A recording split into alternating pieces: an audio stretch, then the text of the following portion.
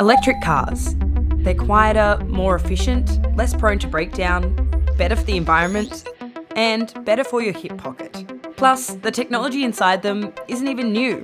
The first electric vehicle, or EV, hit the roads in 1996.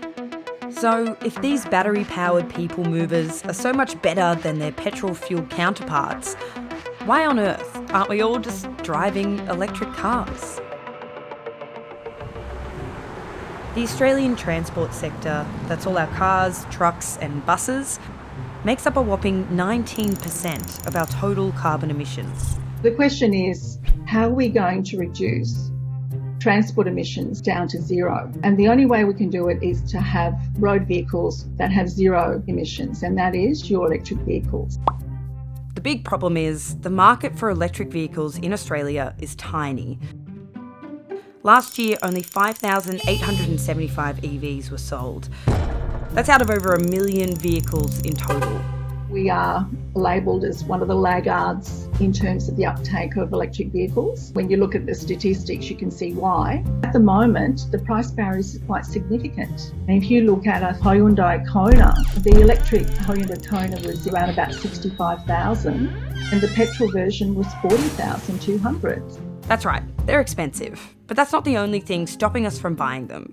Most Australians also suffer from something called range anxiety. The range anxiety is that when you're buying an electric vehicle, you're worrying about how I'm going to charge the car. But it seems to be when people have thought about how far they do travel to work or whatever, and then they look at the capacity of the battery that they have in their vehicle, when they start working it out logically, they could say, well, no, the electric vehicle is fine. It will take me to where I need to go. A big question for anyone wanting to buy an electric car is, where can I charge it? Unlike petrol stations, which are everywhere, charging stations are still few and far between. EVs can also take several hours to fully charge. So wherever they're parking their car, we've got to look at ways of trying to get charging in car parks, in buildings. Look at all the service stations around the place.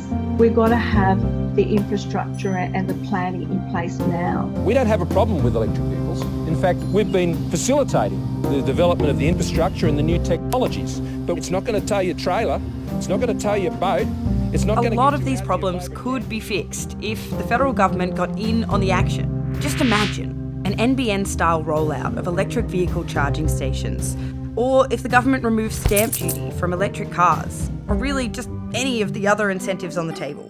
In Norway, they allow electric vehicle owners to go down on the bus lane. They call that a non-financial incentive, so you're not paying for it. So as you're sitting there in traffic, going nowhere, you notice an electric vehicle passing you in the bus lane.